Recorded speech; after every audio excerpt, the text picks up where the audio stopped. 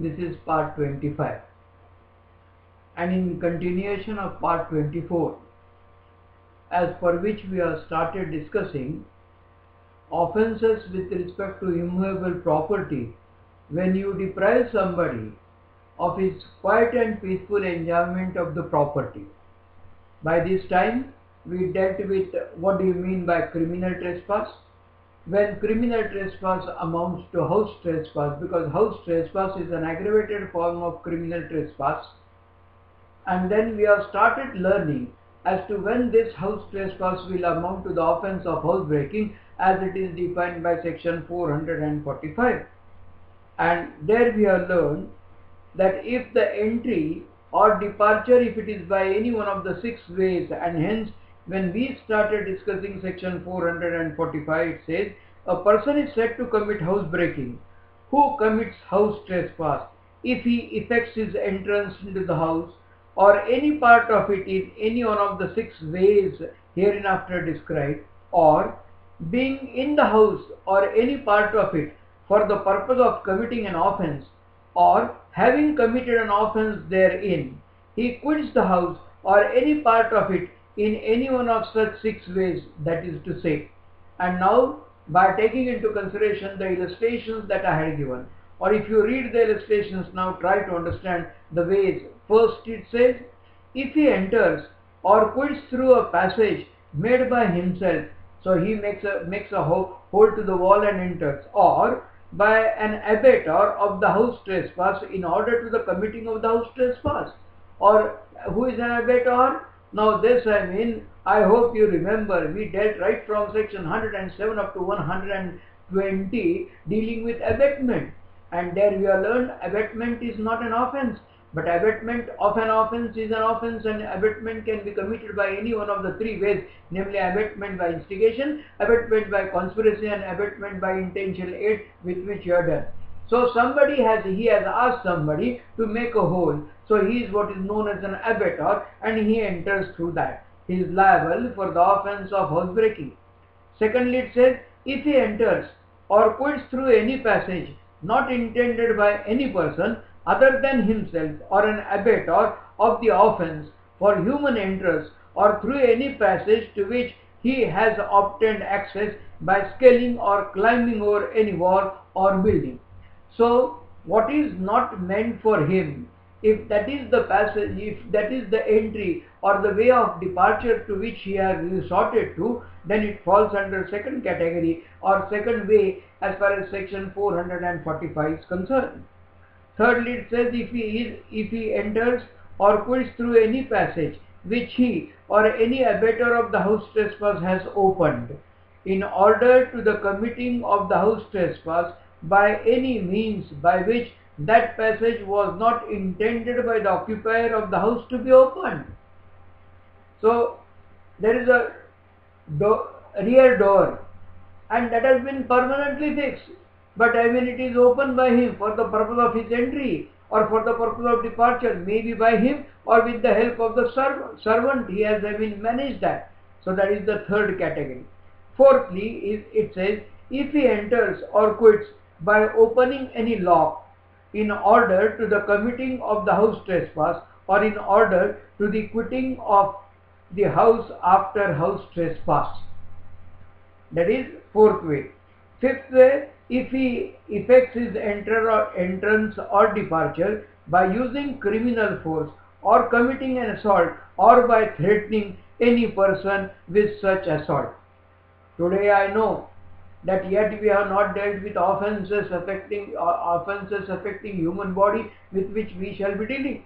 So there you will come to know the offences of criminal force or the offence of assault, with which we shall be dealing.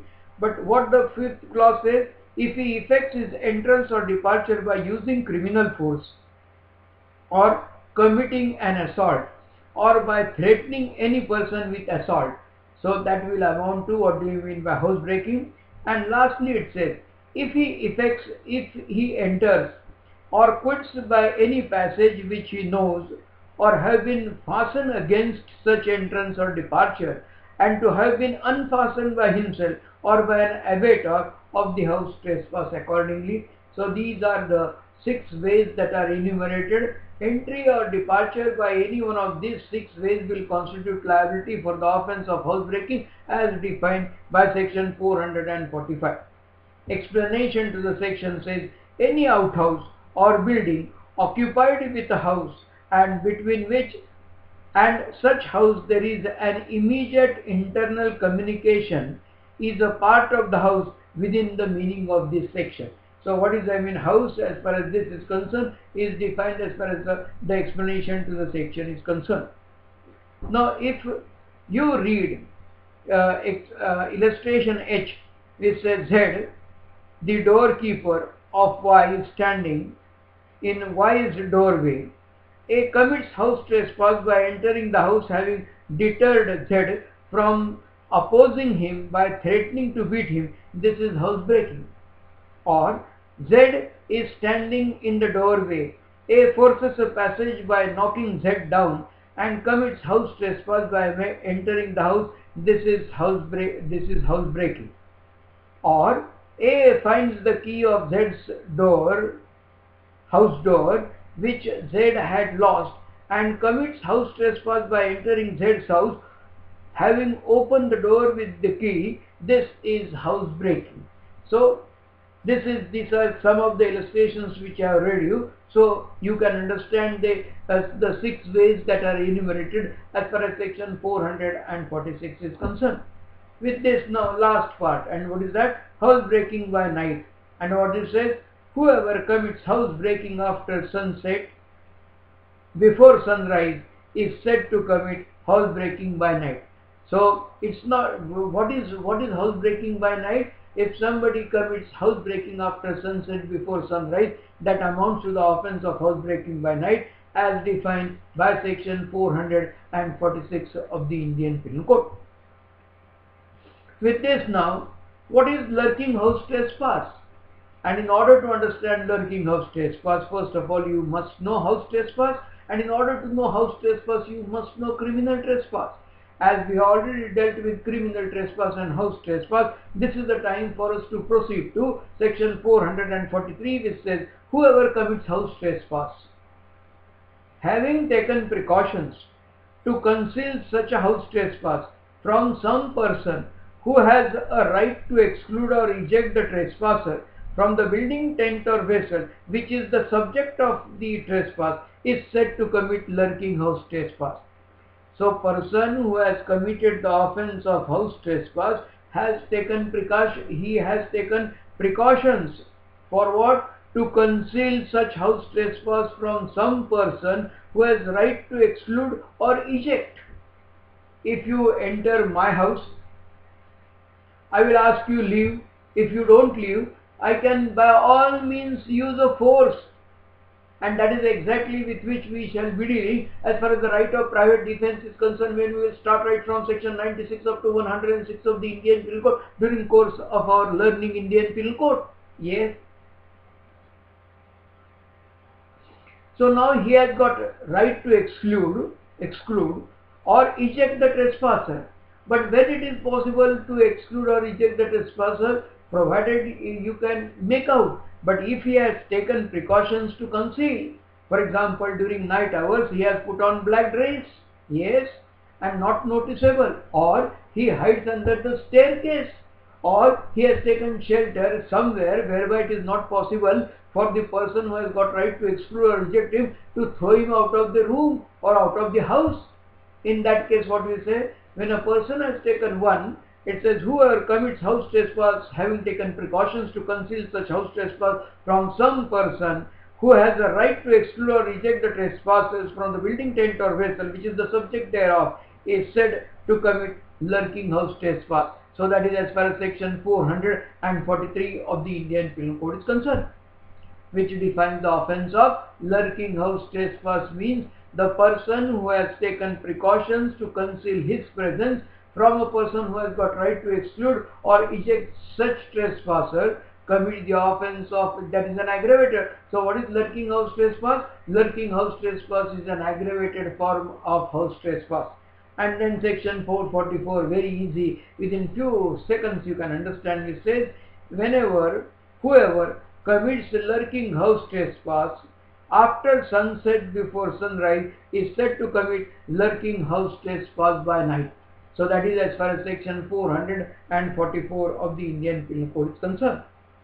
Now if you start going through the sections dealing with punishment, section 447, punishment for criminal trespass. Section 448, punishment for house trespass. So punishment for house trespass is different from that of for criminal trespass. For example, if you read section 447, it says, whoever commits criminal trespass shall be punished with imprisonment of either description for term which may extend to 3 months, or with fine which may extend to 500 rupees, or with both. So that is the punishment as far as criminal trespass is concerned. If you enter open space, if you don't enter any building, tent or vessel, but you are in the garden itself, that is your liability. And then section 448 says, whoever commits house trespass shall be punished with imprisonment of either description for term which may extend to 1 year, or with fine which may extend to 1000 rupees, or with both. 449 deals with house trespass in order to commit offence punishable with death. So person has committed the offence of house trespass for committing an offence which is punishable with death. The punishment is bound to be more. 450, house trespass in order to commit offence punishable with imprisonment for life. Section 441, house trespass in order to commit offence punishable with imprisonment. 442, house trespass after preparation for hurt, assault or wrongful discharge as dealt by section 452. Section 453, punishment for lurking house trespass or house breaking, and section 454 lays down punishment as far as lurking house trespass or house breaking in order to commit offence punishable with imprisonment. Then section 445 deals with lurking house trespass or house breaking after preparation for hurt, assault or wrongful discharge. Section 456 deals with punishment for lurking house trespass or house breaking by night. Section 447 deals with lurking house trespass or house breaking by night in order to commit offence punishable with imprisonment. And then as you proceed further, section 458 deals with lurking house trespass or house breaking by night after preparation for hurt, assault or wrongful discharge. Section 459, grievous hurt caused whilst committing lurking house trespass or house breaking. Section 460, all persons jointly concerned in lurking house trespass or house breaking by night punishable with death or grievous hurt caused by one of them, what is the liability?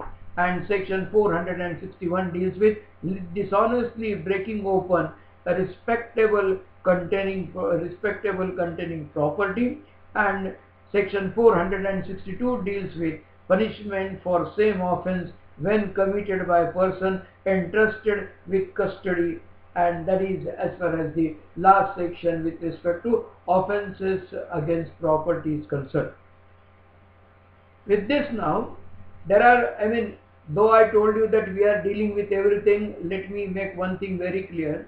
May not be possible for me to go through each and every section, and it's not at all necessary. For example, when we are dealing with cheating, right from section 415 defines the offence of cheating, section 416 defines the offence of cheating by personation, 417, 418, 490 and 420 are the sections which deal with punishment. Right from section 421 up to section 424 of the Indian Penal Code are the sections dealing with what? Fraudulent deeds and disposition of property. These are the sections. But as you go on reading the section, it's not necessary for me to explain, because you read the section and you understand. For example, section 421, dishonest or fraudulent removal or concealment of property to prevent distribution among creditors. And what it says, if you read the section, it says, whoever dishonestly or fraudulently removes, conceals or delivers to any person, or transfers or causes to be transferred to any person without adequate consideration any property, intending thereby to prevent or knowing it to be likely that he will thereby prevent the distribution of that property according to law among his creditors or the creditors of any other person, shall be punished with imprisonment of either description for term which may extend to 2 years, or with fine, or with both. So this is section 421. 422 says dishonestly or fraudulently preventing debt being available for creditors, and it says whoever dishonestly or fraudulently prevents any debt or demand due to himself or any other person from being made available according to the law for payment of his debt or debts of such other person, shall be punished with imprisonment of either description for term which may extend to 2 years, or with fine.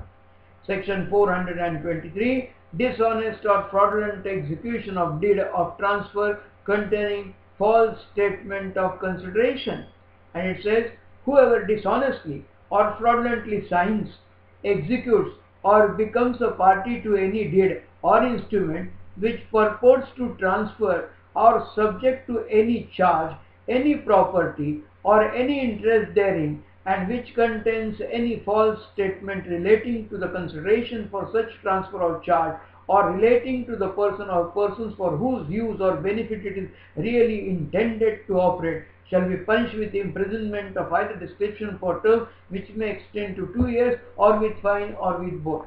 And then the last section 424 deals with dishonest or fraudulent removal or concealment of property, and it says whoever dishonestly or fraudulently conceals or removes any property of himself or of any other person, or dishonestly or fraudulently assists in the concealment or removal thereof, or dishonestly releases any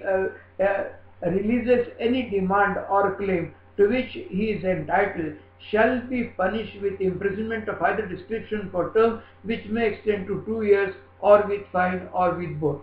So these are the sections where the offense is defined and the punishment has been laid down.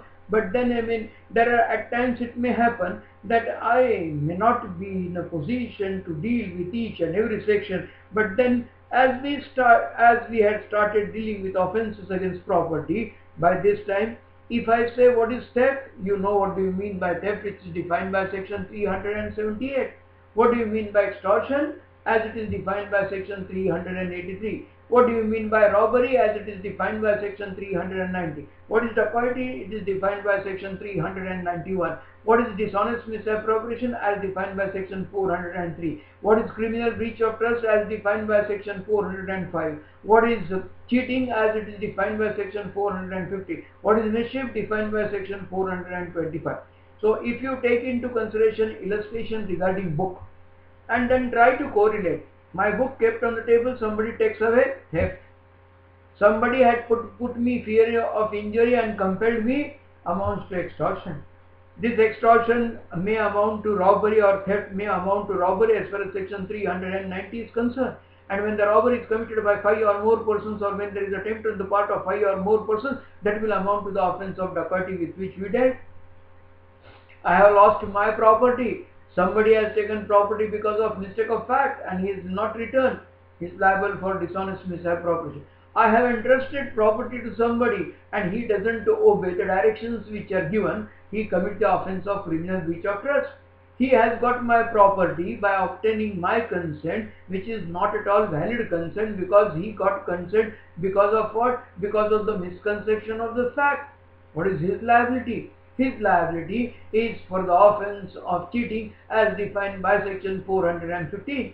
Somebody destroys my book, sets fire to my book, cuts my book into 511 pieces. What is his liability? He has committed the offense of mischief, which is defined. And then as we dealt today, the rest of the sections, what do you mean by criminal trespass? What do you mean by house trespass? What do you mean by lurking house trespass? What do you mean by lurking house trespass by night? What do you mean by house breaking and house breaking by night? Are the various sections with which you are dealt. And with this now, in the next part, as I have told you, because I take it for granted that you do homework and you are ready, we intend to start right from section 299 up to section 377 of the Indian Penal Code which are offences against human body. Now, the way in which we will approach, yes, we will, for example, now in order to understand offences affecting human body, you must know section 377 of the Indian Penal Code, and that section of the Indian Penal Code 377 defines the offence of what is known as unnatural offence, namely sexual intercourse which is against the order of the nature, like homosexuality. So that is section 377. Section 375 of the Indian Penal Code defines the offence of rape. Section 376 subclause 1 and subclause 2 deal with punishment, whereas section 376 capital A, capital B, capital C and capital D are the sections which deal with punishment with which we shall be dealing.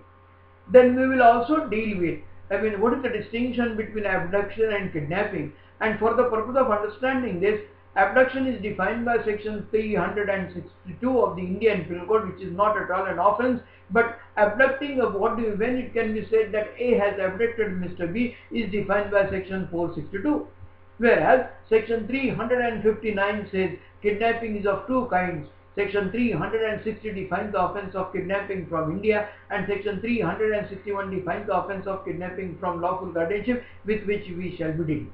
With this, then, we will try to understand what is assault.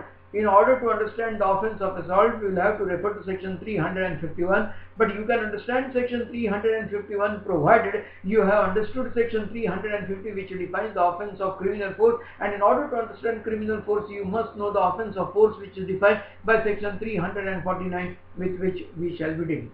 Then we will take into consideration section 340, which defines the offence of wrongful confinement, and to understand the offence of wrongful confinement we will have to refer to section 339, which defines the offence of wrongful restraint, and what is the relationship between wrongful confinement and wrongful restraint, with which we shall be dealing. With this, now we shall also take into consideration as to what do you mean by voluntarily causing grievous hurt, and for that what we will do, 319 hurt, section 320 grievous hurt, section 321 voluntarily causing hurt, section 322 voluntarily causing grievous hurt are the sections with which we shall be dealing. With this, now we will take, we will take into consideration section 309 of the Indian Penal Code, which defines the offence of attempt to commit suicide. With this, now we shall try to understand what do you mean by dowry death, which is defined by section 304B of the Indian Penal Code, and then while dealing with section 304B or section 304B of the Indian Penal Code, you must remember section 498 of the Indian Penal Code. 304B was an amendment to the Indian Penal Code in the year 1986. Whereas section 498A was an amendment to the Indian Penal Code in the year 1983, with which we shall be dealing. With this, what do you mean by death or rash or negligent act, with which we shall be dealing, as dealt by section 304A of the Indian Penal Code.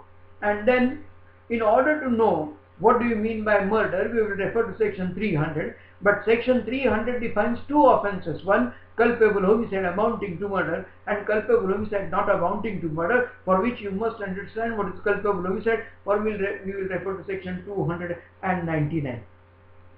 So from next time onwards, we shall start discussing right from section 299 up to section 377 of the Indian Penal Code, namely offences affecting human body.